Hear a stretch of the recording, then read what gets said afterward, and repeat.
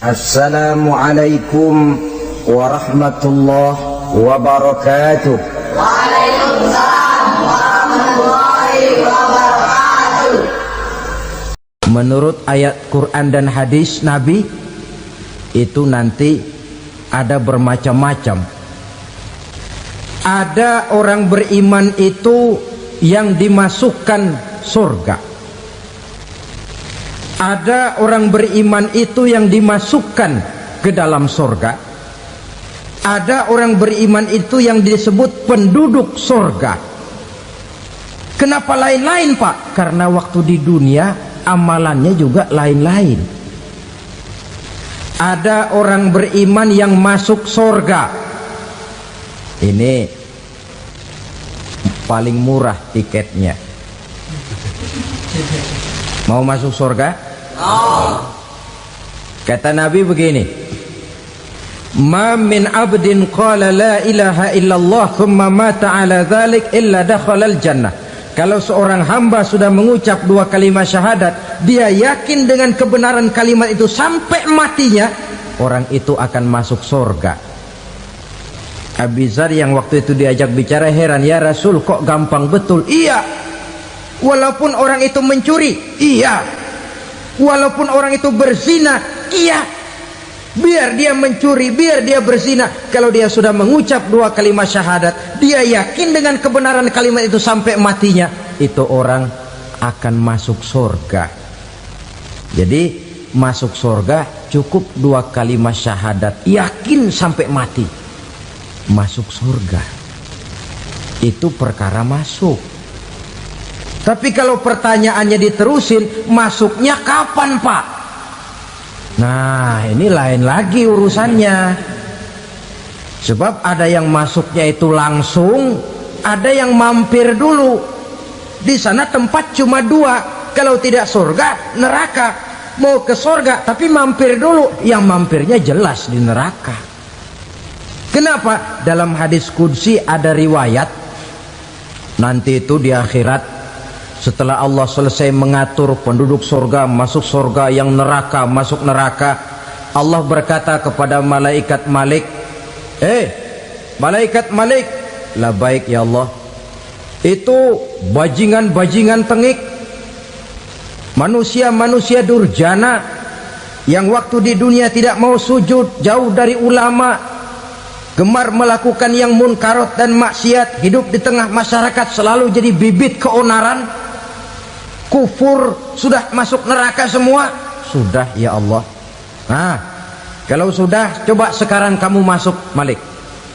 Saya, iya, masuk neraka. Mau apa ya Allah? Kata Allah, akhriju minan nar man kana fi qalbihi misqala habbatin min khardalin min iman. Kau masuk neraka, cari di dalam neraka orang-orang yang ada imannya walaupun kecil sebesar biji zarah, angkat mereka keluar.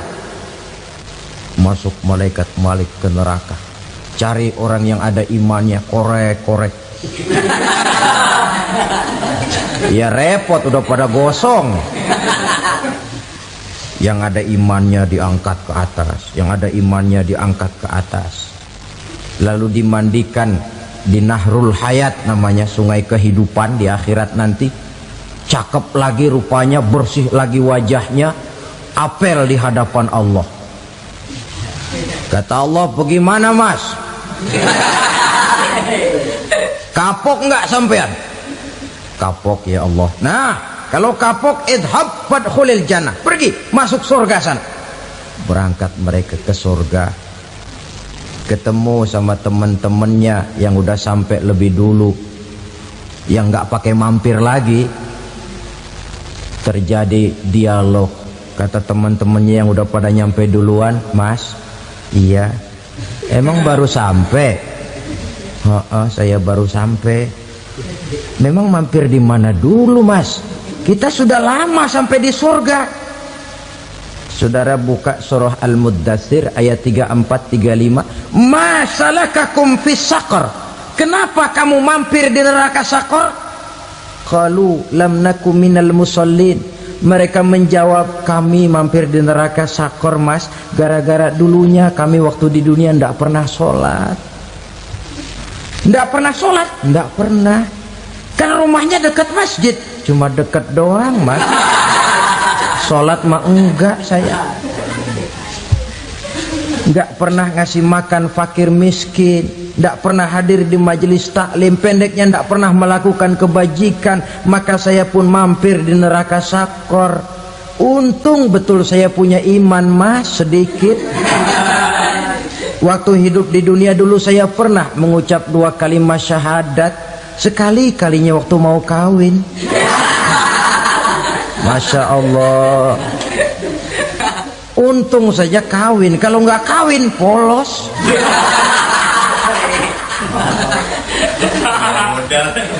Itu juga pengulu sudah setengah mati ngajarin.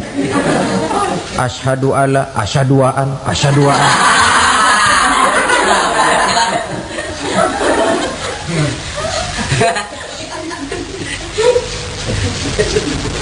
Ini namanya masuk surga, ada mampir dulu.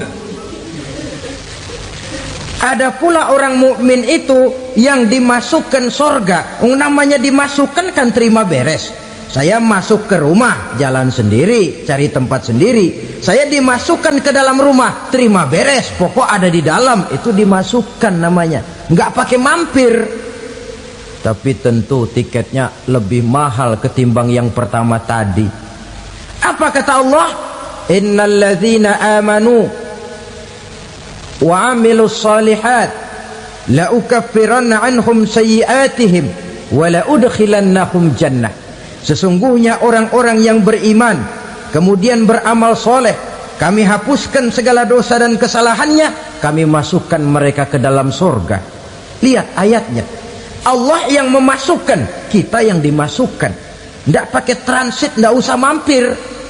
Cuma tidak cukup syahadat, tidak cukup amanu, tapi diiringi dengan wa'amilus salih. Iman, amal. Tidak cukup syahadat, lalu dibuktikan dia sholat, dia zakat, puasa, lalu dia melakukan berbagai macam kebajikan. Ini yang menyebabkan dia tidak pakai mampir di tempat yang bernama Sakor. Lalu ada pula orang mukmin itu yang disebut penduduk sorga. Wah, ini sudah VIP ini. Ashabul jannah, penduduk sorga. Siapa mereka? Kata Allah, innal ladzina amanu summa istaqamu fala khaufun alaihim wala hum yahzanun ulaika ashabul jannah hum fiha khalidun. Sesungguhnya orang-orang yang beriman lalu istiqamah, tetap dalam melaksanakan perintah Allah, tidak goyah, tidak labil tapi stabil, istiqamah, mereka tidak takut dan tidak bersedih hati. Merekalah penduduk sorga. Iman, istiqamah. Tidak punya duit, sembahyang. Banyak duit, sembahyang. Miskin, sembahyang. Kaya, tetap sembahyang. Istiqamah. Kadang orang kalau susah rajin ke masjid, banyak duitnya ngelihat masjid melengos. Waktu miskin hamba Allah, setelah kaya jadi hamba harta. Bergeser, tidak ada nilai istiqomahnya. Saudara-saudara, dengan begitu penduduk neraka itu dua. Ada penduduk permanen, ada penduduk yang semi permanen. Yang semi permanen orang-orang beriman yang mempunyai dosa besar. Mereka masuk ke neraka untuk menerima azab sesuai dengan dosanya. Bila selesai masa azab itu, mereka akan diangkat untuk ditempatkan kembali ke dalam surganya Allah Subhanahu wa ta'ala. Nah, dikala itulah saudara-saudara, ada yang disebut syafaat dari Rasulullah Sallallahu Alaihi Wasallam. Tapi tentu jangan lupa, syafaat ini ibarat kain menambal dia. Kita punya kain bolong-bolong sedikit, syafaat yang menambal. Solat kita ada kurang dikit, sedekah kita ada campur riak dikit, amalan kita ada tidak karena Allah dikit. kita berharap syafaat. Jadi biarlah kain masih bolong-bolong, yang penting punya kain. Tapi kalau kainnya tidak ada, yang ditambal apanya? Sholat tidak, puasa tidak, zakat tidak, berharap syafaat saja.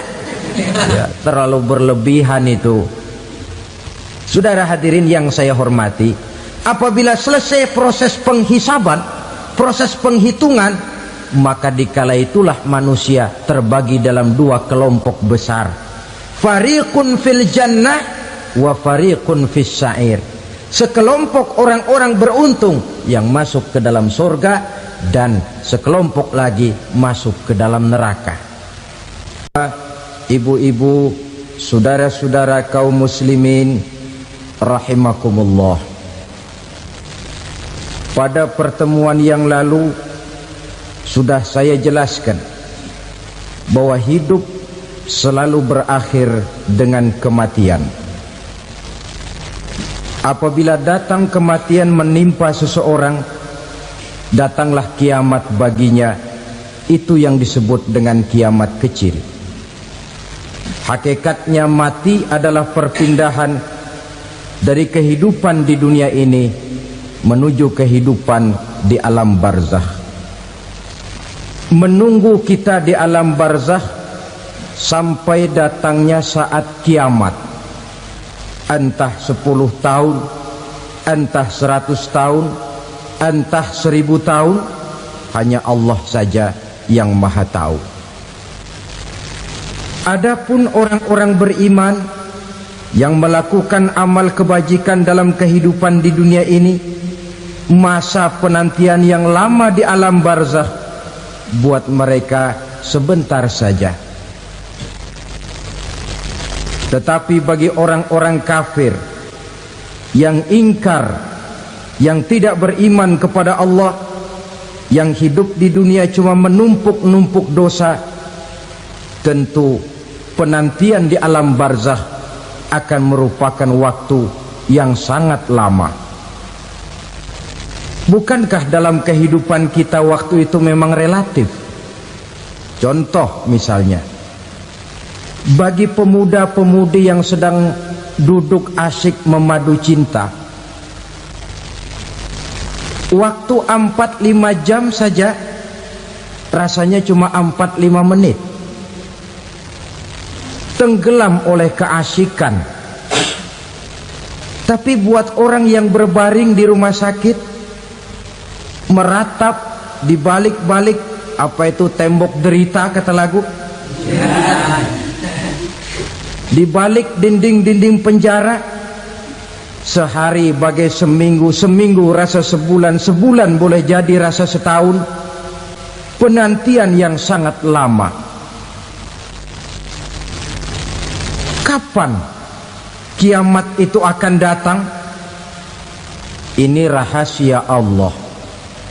Jangankan kita yang orang awam, baginda Nabi sendiri tidak diberitahu oleh Allah kapan kiamat itu akan terjadi. Tetapi sungguh pun demikian, banyak hadis-hadis yang menjelaskan ciri atau tanda-tanda datangnya kiamat. Nah, kalau sudah bicara soal tanda, tanda kiamat itu ada dua. Pertama yang disebut alamatus sughra, tanda-tanda kecil. Ini waktunya masih ada tenggang. Ada yang dinamakan alamatul kubra, tanda-tanda besar.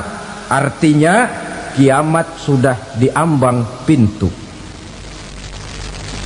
Apa tanda-tanda kecil dari datangnya hari kiamat itu? Misalnya kata Nabi, apabila ilmu sudah diangkat oleh Allah.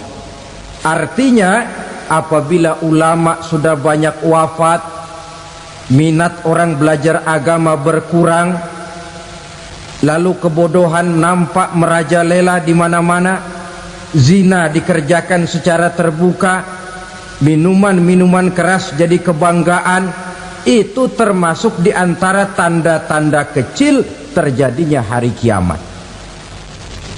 Apalagi misalnya iza waladatil ammatu rabbataha, apabila budak sudah melahirkan tuan. Apa maksudnya? Ada yang mentafsirkan apabila anak sudah bisa membudaki orang tuanya. Orang tua yang melahirkan dia, yang membesarkan dia, demi setelah si anak besar jadi orang berpangkat, bertitel, berharta, berkedudukan, jadilah orang tua itu budaknya. Sehingga sering dibilang kalau orang tua kaya, anak jadi raja. Tapi kalau anak yang kaya, orang tua sering jadi budak. Apalagi munculnya fitnah yang bergelombang, timbul perang antara dua bangsa yang besar, waktu berjalan terasa sangat pendek sekali. Itu merupakan tanda di antara tanda-tanda kiamat. Termasuk di dalamnya sulit membedakan mana laki, mana perempuan. Kan kalau tanda-tanda kayak begini sekarang sudah banyak kita lihat kan. Ulama banyak wafat, penggantinya sulit. Zina dikerjakan berterang-terangan, minuman keras jadi kebanggaan,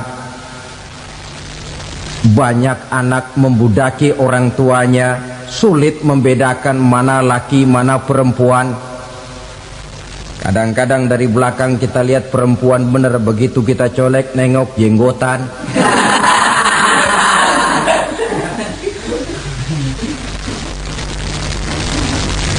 Ini termasuk tanda-tanda kecil, masih ada tenggang sampai akan terjadinya kiamat itu. Nah, yang dimaksud dengan tanda-tanda besar, ini tanda besar artinya kiamat sudah diambang pintu. Pertama, matahari terbit dari sebelah barat. Apabila matahari sudah terbit dari arah sebelah barat, tertutuplah sudah pintu taubat. Bersabda Nabi kita, la taqumus sa'atu hatta tatlu'a syamsu min maghribiha. Tidak akan datang hari kiamat sampai matahari terbit dari arah sebelah barat. Wa iza tala'at, manakala matahari telah terbit dari arah sebelah barat, wara'ahan nasu, manusia banyak menyaksikan itu, amanu ajma'un, mereka pun lalu beriman. Yang tadinya kafir, yang tadinya ingkar, yang tadinya membangkang, setelah melihat matahari terbit dari sebelah barat, buru-buru beriman, berlomba-lomba mengucap dua kalimat syahadat. Tapi apa yang terjadi? Kata Nabi, wadzalika hina la yanfa'u nafsan imanuha lam takun amanat min qabl. Hari itu adalah hari yang iman sudah tidak berguna lagi bagi seseorang apabila sebelumnya memang dia tidak pernah beriman. Au kasabat fi imaniha khaira, atau beriman tetapi tidak pernah melakukan kebajikan di dalam keimanannya itu. Hari yang sudah kasib, hari yang sudah terlambat, beriman tidak akan ada gunanya lagi.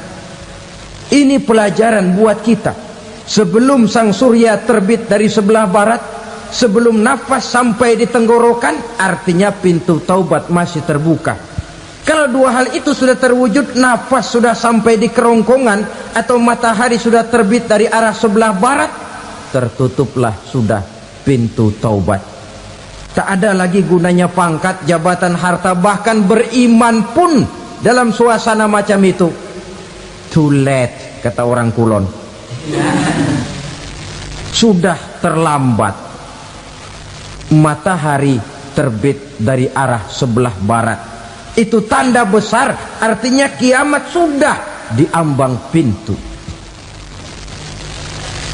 Lalu apalagi tanda besar? Munculnya Dajjal.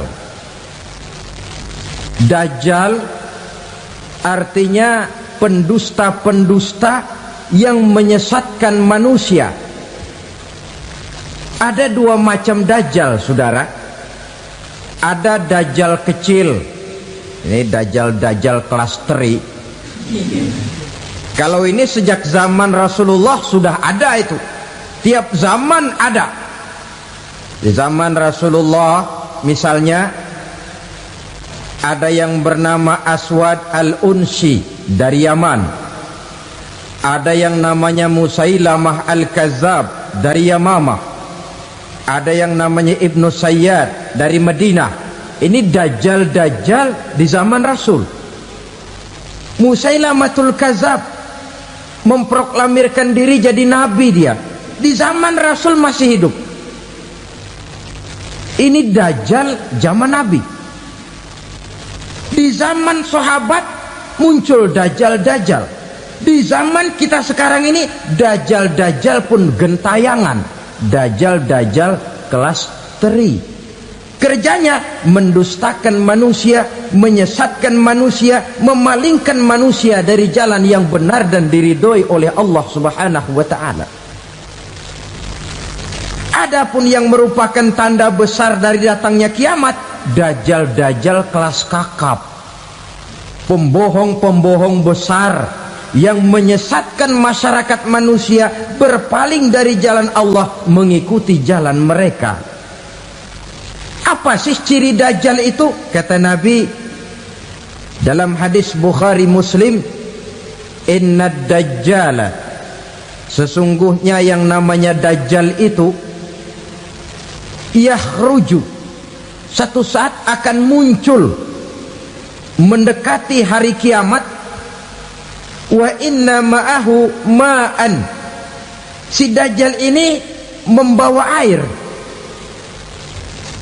Wa naran, dan juga membawa api. Dua simbol. Di tangan yang satu dia bawa air, di tangan yang satu dia bawa api. Wa ammal ladzi yarahu an-nasu ma'an fanarun, adapun yang orang banyak lihat air, hakikatnya adalah api. Yang dilihat api, hakikatnya adalah air. Oleh sebab itu, kalau api yang ditawarkan, ambillah air. Kalau air yang ditawarkan, pilihlah api. Maksudnya apa ini? Ini bahasa simbol, saudara-saudara.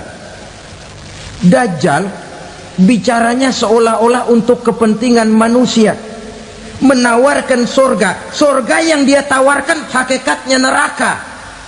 Hai manusia, kalau kau mau bahagia, jangan dekat-dekat dengan agama. Sholat itu tidak efektif dan efisien, tidak produktif dari segi ekonomi itu. Menghadiri majelis taklim cuma buang-buang waktu. Tahajud, tasbih, tahlil, baca Quran, apa itu? Pekerjaan mubazir saja. Hidup ini cuma sekali, masa yang cuma sekali, manfaatkan dengan sebaik-baiknya. Mumpung, dibawanya sifat mumpung, tetapi dalam pengertian yang sangat negatif.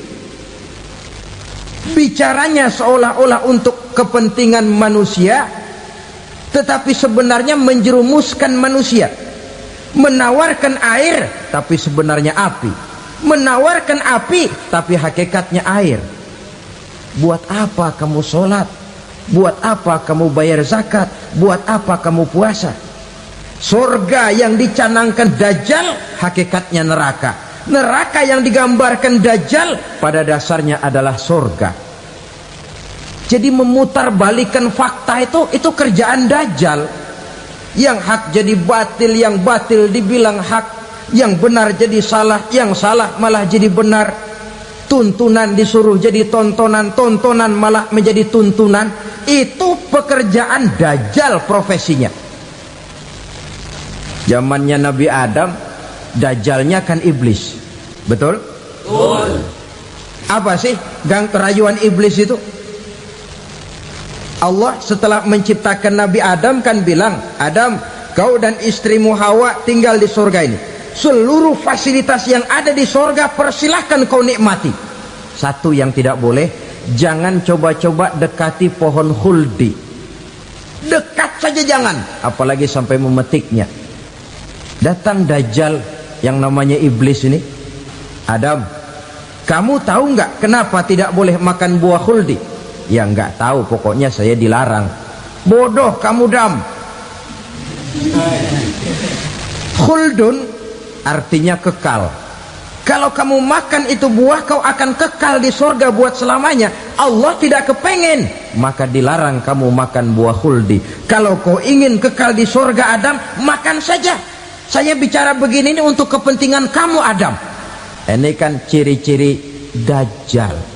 Bicaranya sih seolah-olah untuk kepentingan Nabi Adam, hakikat sebenarnya menjerumuskan Nabi Adam supaya ingkar dan melanggar larangan dari Allah Subhanahu wa ta'ala.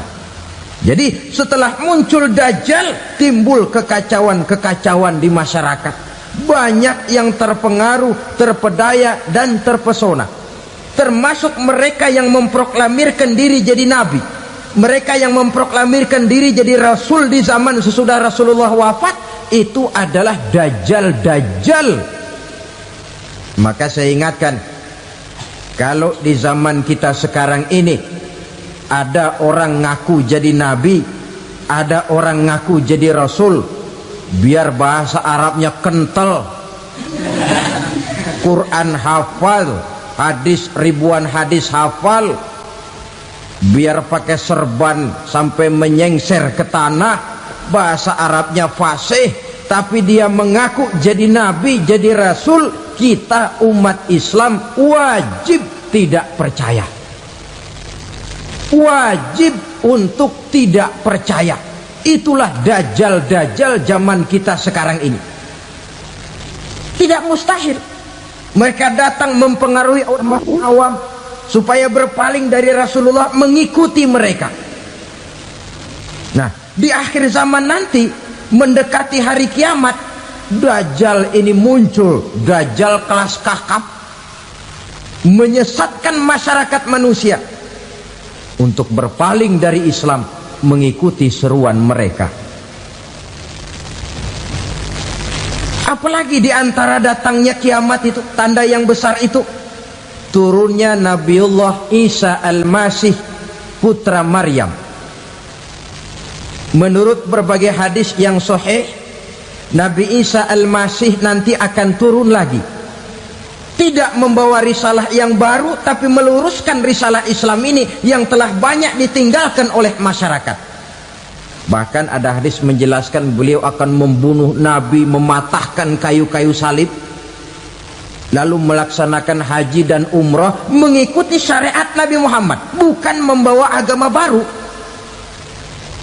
Menjadi semacam mujaddid, reformer, menyelamatkan manusia dari bisikan Dajjal. Bahkan ada riwayat yang menjelaskan bahwa Nabi Isa berhasil mengalahkan Dajjal, mengembalikan masyarakat manusia kembali kepada ajaran Islam yang datang dari Allah, dibawa oleh Rasulullah Sallallahu Alaihi Wasallam. Dengan kata lain, turunnya Nabi Isa bukan sebagai Nabi dan Rasul baru, tetapi mengikuti syariat Nabi kita Muhammad Sallallahu Alaihi Wasallam. Saudara hadirin, ibu-ibu hadirat yang saya hormati, kemudian apalagi di antara tanda-tanda besar akan datangnya kiamat itu? Keluarnya asap atau awan. Kata Nabi, inna min asyrati sa'ah dukhanan yamla'u ma bainal masyriqi wal maghrib. Di antara tanda-tanda kiamat, munculnya awan antara langit dan bumi. Ini pun diperkuat dalam surah Ad-Dukhan ayat 10. Fartaqib yauma ta'tis sama' bidukhanin mubin fayughshan nas hadza azabun alim. Bagi orang-orang yang beriman, mereka biasa-biasa saja, tapi bagi orang kufur, datangnya asap dan awan ini merupakan azab yang kelewat pedih. Barangkali sedikit mendekati gambaran tentang azab yang pedih ini, saya ingatkan alam pikiran kita kepada peristiwa yang belum lama terjadi.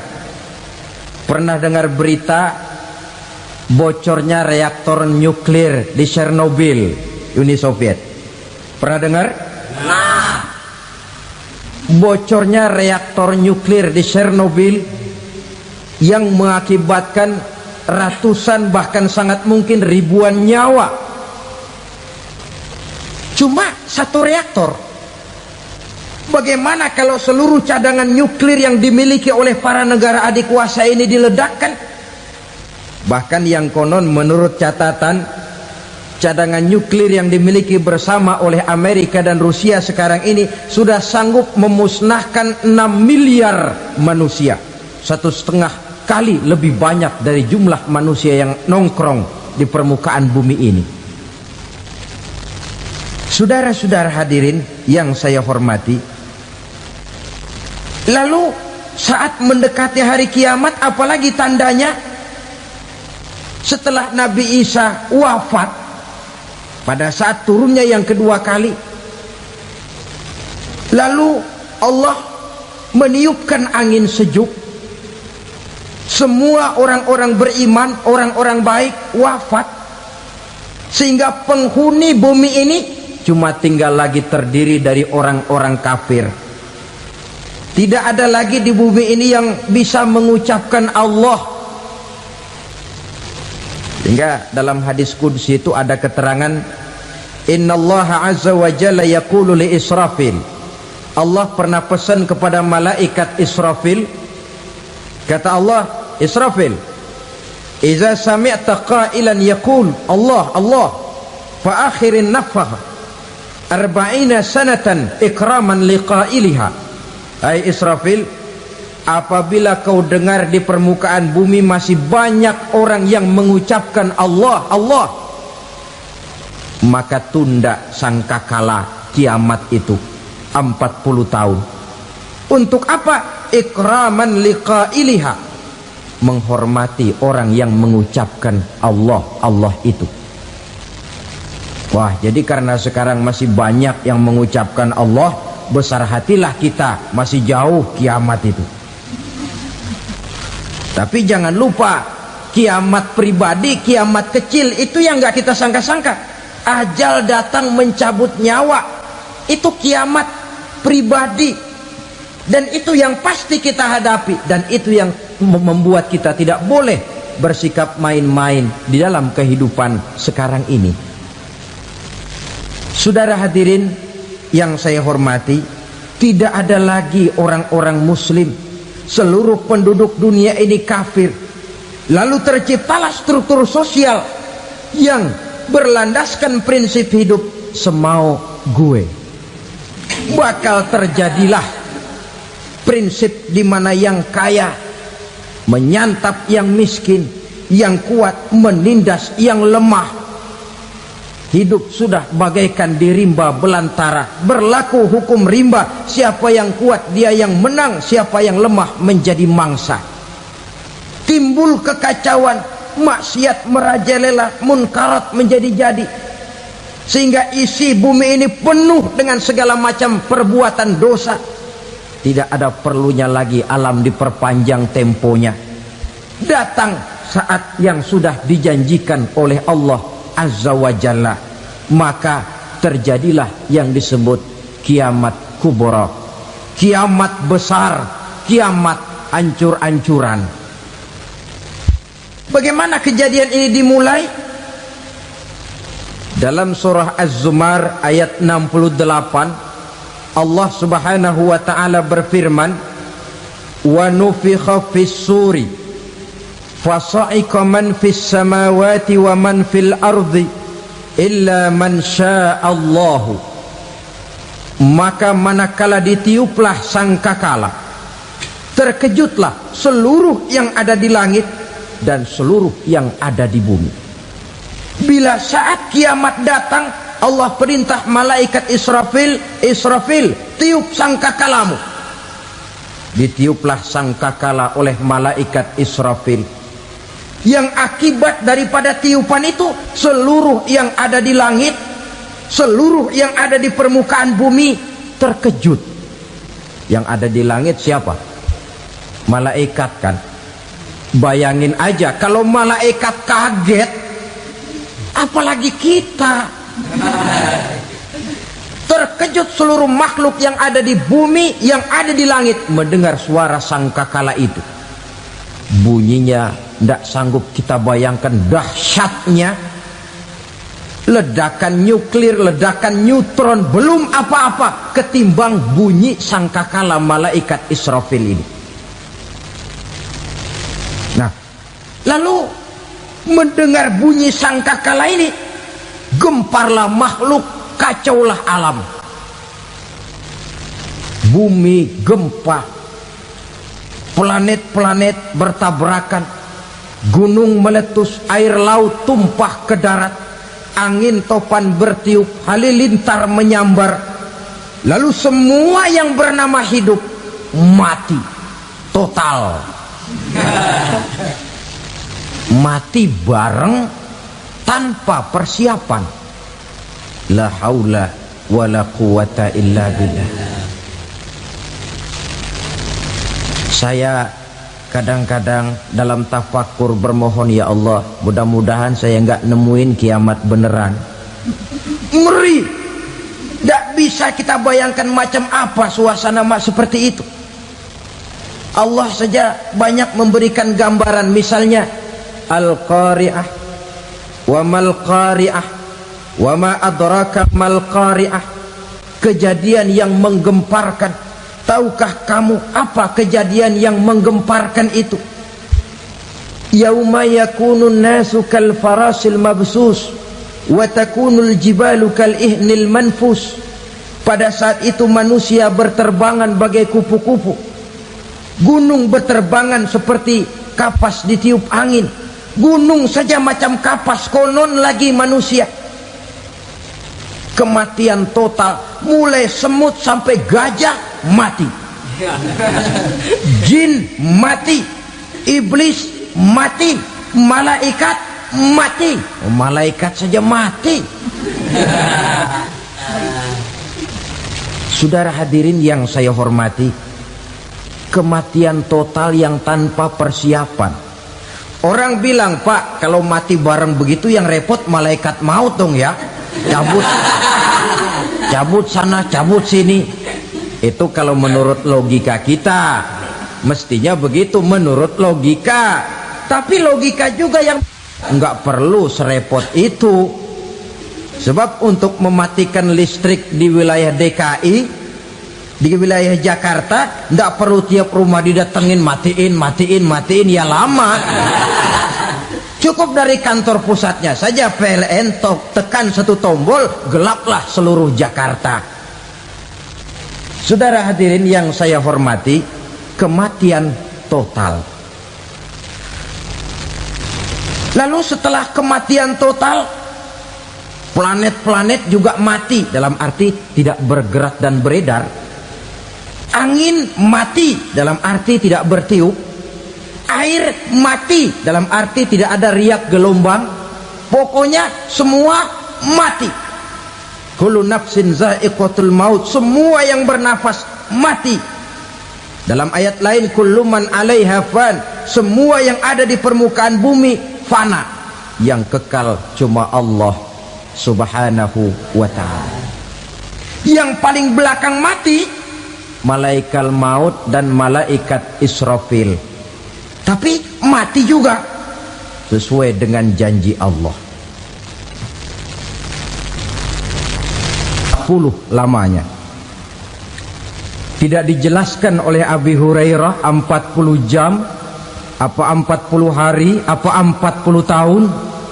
Hadis-hadis cuma menyebutkan 40 saja. Sunyi alam, yang tinggal cuma Allah saja lagi.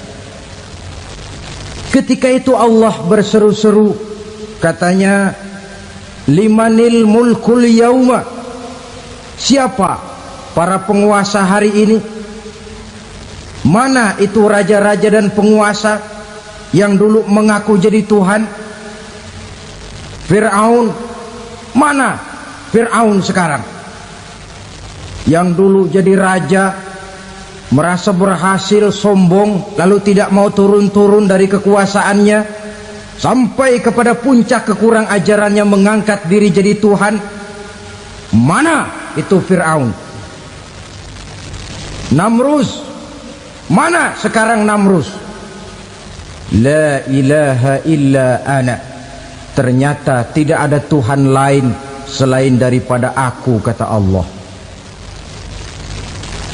Proses kemudian, saudara-saudara, turunlah hujan dari langit. 40 lamanya hujan itu, tidak jelas juga 40 jam apa 40 hari. Setelah air turun membasahi, datanglah tiupan sangkakala yang kedua. Semua yang bernama mati bangkit dari kuburnya masing-masing. Ini yang disebut Yaumul Ba'thi, hari kebangkitan. Allahu Akbar. Pada saat kita bangkit dari kubur kita masing-masing, kumpul di padang mahsyar namanya. Bayangin aja, saya sendiri nggak sanggup bayangin. Manusia sejak zaman Adam sampai zaman kiamat kumpul bareng di tempat sama. Berapa banyaknya itu?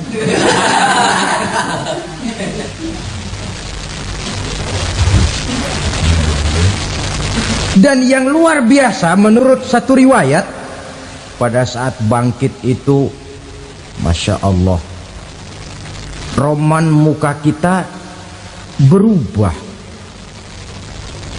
disesuaikan dengan amalan kita waktu di dunia ini. Barang siapa yang waktu di dunia amalannya itu amalan tikus, di akhirat nanti dia bangkit dari kubur, mukanya seperti muka tikus. Gagah betul badannya, tapi mukanya seperti tikus. Kenapa? Amalannya waktu di dunia seperti amalan tikus. Apa amalan tikus itu? Suka ngegeragoti barang yang sudah disimpan rapi-rapi. Orang sudah simpan uang rapi-rapi, simpan perhiasan rapi-rapi, digeragoti oleh tikus. Maling-maling, pencoleng-pencoleng, koruptor-koruptor, itu nanti di akhirat nanti kita lihat mukanya seperti muka tikus. Oh, ini waktu di dunia suka nyolong, mukanya seperti muka tikus. Barang siapa yang waktu di dunia ini amalannya itu amalan macan, dia akan bangkit nanti mukanya seperti muka macan. Apa amalan macan? Macan itu amalannya menang-menangan. Orang yang mau menang saja, nggak mau mengalah. Coba lihat di hutan, kenal hutan nggak? Di hutan, raja hutan di mana-mana pasti macan, betul kan? Betul. Padahal hutan belum pernah bikin pemilihan umum. Tapi macan tidak peduli ada pemilihan umum apa tidak, pokok saya raja. Sebab apa? Macan jadi raja itu bukan karena benar, tapi karena kuat jadi raja. Setelah dia jadi raja, rakyat hutan yang mesti dilindungi malah dimakan oleh raja macan. Kambing rakyat hutan dimakan oleh macan. Ayam rakyat hutan dimakan oleh macan. Itu nanti kita lihat di akhirat itu mukanya seperti muka macan, gagah betul. Lalu barang siapa yang di dunia ini amalannya itu seperti amalan anjing, nanti dia punya muka seperti muka anjing. Apa amalan anjing? Pertama, anjing itu kalau disuruh jaga rumah, dia tidak bisa membedakan mana maling, mana tamu. Biar yang datang maling, kalau bawa tulang, anjing kalem. Yang kedua, anjing itu akan setia kepada siapa saja yang memberinya roti.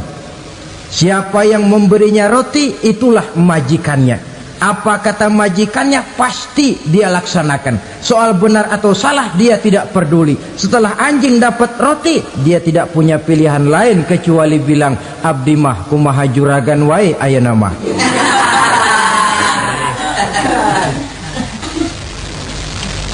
Saudara hadirin yang saya hormati, berkumpul di padang mahsyar, tiap orang sibuk dengan persoalannya masing-masing. Matahari waktu itu didekatkan oleh Allah, panas luar biasa. Ada yang saking panasnya itu mencucurkan peluh keringat sampai sebatas mata kakinya. Ada yang keringatnya sampai sedengkulnya, ada yang keringatnya sampai sepusatnya, ada yang keringatnya mengalir sampai sebahunya, ada yang kelelap oleh keringatnya sendiri, sementara orang di sampingnya nggak apa-apa. Bergantung lagi amalan dia waktu di dunia ini. Saudara-saudara, sebagian orang dalam kepanikan padang mahsyar berombong-rombong datang mereka menghadap Nabi Adam. Ya Adam, anta abal bashar. Hai Adam, Tuhan adalah bapak moyang manusia. Kami sebentar lagi akan disidang, dimintakan pertanggungan jawab. Tolonglah kami, hai Adam. Kata Nabi Adam, jangankan nolongin sampean, saya sendiri tanggung jawab di hadapan Allah. Ketika dulu tidak boleh makan khuldi, saya serobot. Sudahlah, urus diri masing-masing saja, nafsi. Begitu kata Nabi Nuh, begitu kata Nabi Ibrahim. Tiap orang bertanggung jawab sendiri-sendiri.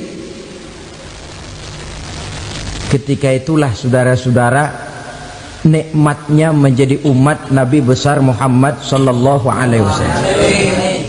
Sebab apa? Walaupun menurut abjad kita ini umat paling belakang, paling belakang kita ini toh, karena Nabi Muhammad adalah Nabi akhir, tapi akan dihisap lebih dulu, lewat di atas sirat lebih dulu, masuk surga lebih dahulu ketimbang umat-umat belakangan.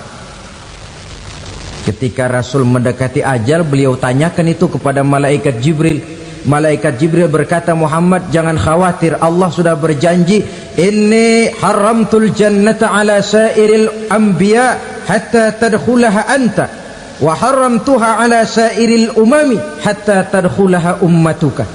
Surga aku haramkan buat seluruh nabi kecuali kalau engkau Muhammad sudah masuk ke dalamnya, dan surga aku haramkan buat seluruh umat kecuali kalau umatmu Muhammad sudah masuk ke dalamnya. Logikanya, walaupun menurut abjad kita umat paling belakang, bakal dihisap paling dulu, lewat di atas sirat paling dulu, masuk surga paling dulu, kalau mampir ke neraka juga paling dulu. Ya resiko. Jangan mau enaknya aja paling dulu. Saudara hadirin yang saya hormati, setelah masa kebangkitan itu jangan dikira begitu bangkit langsung diperiksa, masih menunggu menanti ribuan tahun perhitungan padang mahsyar untuk sampai kepada proses yang disebut yaumul hisab, hari perhitungan. Seorang demi seorang bakal dipanggil. Bayangkan saja, kita se-RT saja di absen, kadang-kadang perlu waktu lama. Ini manusia sejak zaman Nabi Adam sampai datang hari kiamat, satu demi satu disidang di hadapan Qadhi Rabbul Jalil. Status sosial copot sudah waktu itu. Yang pernah jadi hartawan di situ tidak lagi kelihatan kehartawanannya. Yang pernah jadi jenderal tidak lagi dipanggil jenderalnya. Yang ustadz tidak lagi dipanggil al-mukarramnya. Seluruh status sosial selesai. Dipanggillah kita seorang demi seorang menghadap Qadhi Rabbul Jalil. Bagaimana proses penghisaban itu? Pertama, proses tanya jawab. Di antaranya ada hadis menyatakan, lan tazula qadama 'abdin yaumal qiyamah hatta yus'ala an arba'i khisalin. Besok di hari kiamat tidak akan bergeser telapak kaki seorang hamba sampai dia ditanya lebih dulu tentang 4 persoalan. Tentang ilmunya, kemana ilmu itu diamalkan? Tentang umurnya, di mana umur itu dihabiskan? Tentang masa mudanya, kemana masa muda itu dipakai? Tentang hartanya, dari mana harta itu didapat dan kemana harta itu dibelanjakan. Ini termasuk proses tanya jawab. Jadi kalau istilah pengadilan dunia, nama Fulan bin Fulan. Kamu waktu di dunia diberikan umur panjang untuk apa? Pernah mengalami masa muda, kemana kau habiskan masa remajamu? Kau diamanahkan ilmu, dengan apa ilmumu kau amalkan? Kau diberikan harta, dari mana harta kau dapat, kemana kau belanjakan? Tak seorang pun yang bisa mungkir. Sebab apa? Dikala itu yang menjadi saksi bukan orang. Yang menjadi saksi adalah seluruh anggota badan kita. Tangan bicara, kaki jadi saksi terhadap seluruh amalan yang pernah kita kerjakan pada saat kehidupan di alam dunia ini. Selesai proses tanya jawab, lalu diperlihatkan buku catatan kita waktu hidup di dunia ini. Jangan lupa Allah itu menyiapkan 2 superkomputer kepada kita. Sebelah ditempelin sebelah kanan, yang sebelah tempelin di sebelah kiri. Komputer itu namanya Raqib dan Atid, 2 malaikat yang apabila baik kita lakukan, refleks saja akan menulis kebajikan kita. Jahat kita kerjakan, akan tertulis. Catatan itu nanti diperlihatkan kepada kita. Waduh, alangkah malunya pada saat diperlihatkan catatan kita, buku rapot kita merah melulu. Barangkali diperiksa sambil diomelin, brengsek lo. Buku merah melulu begini, bagaimana waktu hidup di dunia? Tidak cukup diperlihatkan buku catatan kehidupan, rekaman kehidupan. Rekaman kehidupan kita secara utuh sejak terlahir sampai ajal datang merenggut nyawa. Barangkali mirip dengan video sekarang ini, di mana terekam dengan baik seluruh kegiatan kita, sejak yang sekecil-kecilnya sampai kepada yang sebesar-besarnya. Untuk kemudian kita pun menerima balasan. In khairan fa khairun wa in syarran fa syarrun. Kalau baik ya baik balasannya, kalau jahat ya jahat juga balasannya. Catatan-catatan kita diberikan. Kalau banyak kebajikannya diberikan di tangan kanan dengan cara yang halus. Kalau banyak kejahatannya diberikan dari sebelah kiri atau dilempar dari belakang. Itulah sebabnya sejak di dunia ini kita sudah mohon kepada Allah. Ketika berwudu membasuh tangan kanan, apa kita bilang? Allahumma a'tini kitabi biyamini wa hasibni hisaban yasira. Ya Allah, berikan saya kitab di tangan kanan, dan kalau saya memang perlu dihisap, hisaplah saya yang seringan-ringannya.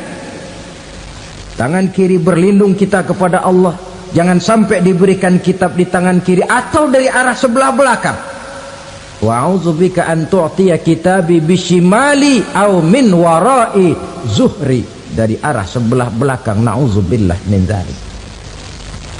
Setelah selesai lewat proses penghisaban, lewat mizan, timbangan, maka yang sudah selesai dihisab itu bergeraklah menuju sirat, jembatan yang terbentang menuju surga melalui neraka. Saudara-saudara, panjangnya perjalanan sirat itu memakan waktu ratusan tahun. Tetapi orang yang lewat di atas sirat pun macam-macam, bergantung amalannya ketika di dunia ini. Ada yang lewat di atas sirat itu kalbarkil khatib, seperti kilat yang menyambar, lep, sudah sampai dia di surga. Cepat bukan main. Ada yang lewat di atas sirat itu seperti orang lari-lari. Ada yang lewat di atas sirat itu seperti orang jalan biasa. Ada yang sambil merangkak, ada yang sambil ngesor, ada yang sambil gelayutan, ada yang selamat sampai ke ujung ke surga, ada yang tergelincir jatuh masuk ke dalam neraka, bergantung amalannya dalam kehidupan di dunia sekarang ini. Tiap kita akan melewati yang namanya sirat ini. Saudara-saudara kaum muslimin yang saya hormati, dengan demikian mereka yang selamat melalui sirat sampai ke terminal akhir surga, mereka yang ketika dihisab ternyata banyak kejahatannya daripada kebaikannya, mereka singgah di dalam neraka. Nah, adapun orang-orang yang beriman menurut ayat Quran dan hadis Nabi itu nanti ada bermacam-macam. Ada orang beriman itu yang dimasukkan surga. Ada orang beriman itu yang dimasukkan ke dalam surga. Ada orang beriman itu yang disebut penduduk surga. Kenapa lain-lain, Pak? Karena waktu di dunia amalannya juga lain-lain. Ada orang beriman yang masuk surga. Ini paling murah tiketnya. Mau masuk surga? Kata Nabi begini, ma min abdin qala la ilaha illallah thumma mata ala dhalik illa dakhalal jannah. Kalau seorang hamba sudah mengucap dua kalimat syahadat, dia yakin dengan kebenaran kalimat itu sampai matinya, orang itu akan masuk surga. Abi Dzar yang waktu itu diajak bicara heran, ya Rasul kok gampang betul? Iya, walaupun orang itu mencuri, iya, walaupun orang itu berzina, iya, biar dia mencuri, biar dia berzina, kalau dia sudah mengucap dua kalimat syahadat, dia yakin dengan kebenaran kalimat itu sampai matinya, itu orang akan masuk surga. Jadi masuk surga cukup dua kalimat syahadat, yakin sampai mati, masuk surga. Itu perkara masuk. Tapi kalau pertanyaannya diterusin, masuknya kapan, Pak? Nah, ini lain lagi urusannya.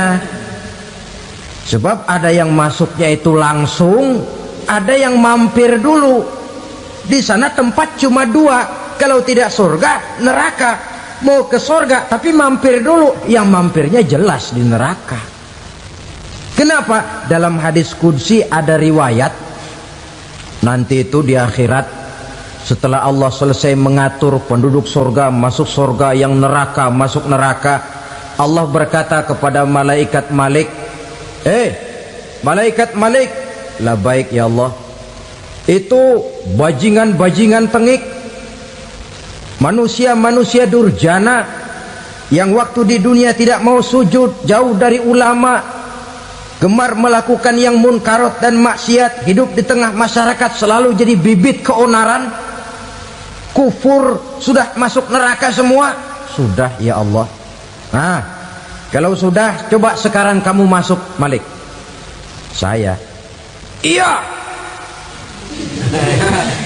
masuk neraka. Mau apa ya Allah? Kata Allah, akhriju minan nar man kana fi qalbihi misqala habbatin min khardalin min iman. Kau masuk neraka, cari di dalam neraka orang-orang yang ada imannya walaupun kecil sebesar biji zarah, angkat mereka keluar. Masuk malaikat Malik ke neraka, cari orang yang ada imannya, korek-korek. Ya repot, udah pada gosong. Yang ada imannya diangkat ke atas, yang ada imannya diangkat ke atas, lalu dimandikan di Nahrul Hayat, namanya sungai kehidupan di akhirat nanti. Cakep lagi rupanya, bersih lagi wajahnya, apel di hadapan Allah. Kata Allah, bagaimana mas? Kapok nggak sampean?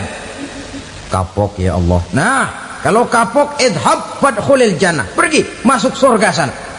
Berangkat mereka ke surga. Ketemu sama teman-temannya yang udah sampai lebih dulu, yang nggak pakai mampir lagi. Terjadi dialog. Kata teman-temannya yang udah pada nyampe duluan, Mas, iya, emang baru sampai? Saya baru sampai.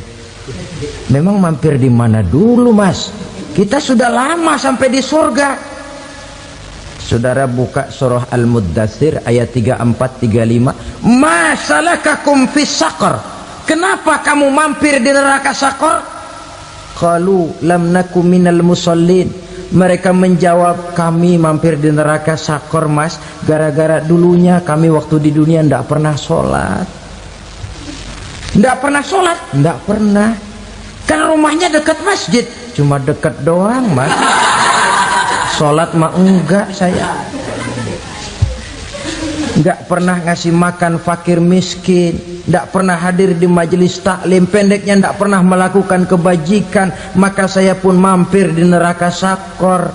Untung betul saya punya iman, Mas, sedikit. Waktu hidup di dunia dulu saya pernah mengucap 2 kalimat syahadat. Sekali-kalinya waktu mau kawin. Masya Allah. Untung saja kawin. Kalau nggak kawin polos.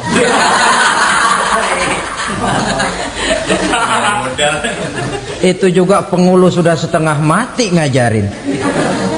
Asyhadu alla, asyaduaan, asyaduaan.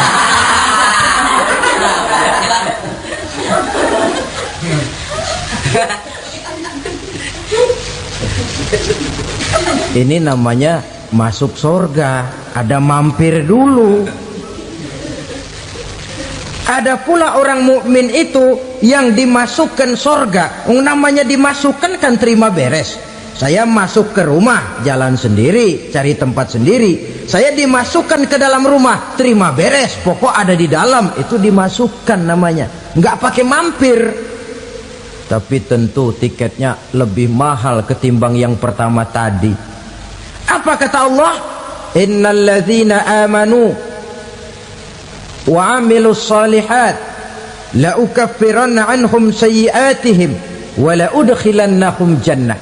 Sesungguhnya orang-orang yang beriman kemudian beramal soleh, kami hapuskan segala dosa dan kesalahannya, kami masukkan mereka ke dalam surga. Lihat ayatnya, Allah yang memasukkan, kita yang dimasukkan. Tidak pakai transit, tidak usah mampir. Cuma tidak cukup syahadat, tidak cukup amanu, tapi diiringi dengan wa'amilus salih. Iman, amal. Tidak cukup syahadat, lalu dibuktikan dia sholat, dia zakat, puasa, lalu dia melakukan berbagai macam kebajikan. Ini yang menyebabkan dia tidak pakai mampir di tempat yang bernama Saqar. Lalu ada pula orang mukmin itu yang disebut penduduk surga. Wah, ini sudah VIP ini. Ashabul jannah, penduduk surga. Siapa mereka? Kata Allah, innal ladzina amanu summa istaqamu fala khaufun alaihim wala hum yahzanun ulaika ashabul jannah hum fiha khalidun. Sesungguhnya orang-orang yang beriman lalu istiqamah, tetap dalam melaksanakan perintah Allah, tidak goyang, tidak labil tapi stabil, istiqamah, mereka tidak takut dan tidak bersedih hati. Merekalah penduduk surga. Iman, istiqamah. Tidak punya duit, sembayang. Banyak duit, sembayang. Miskin, sembayang. Kaya, tetap sembayang. Istiqomah.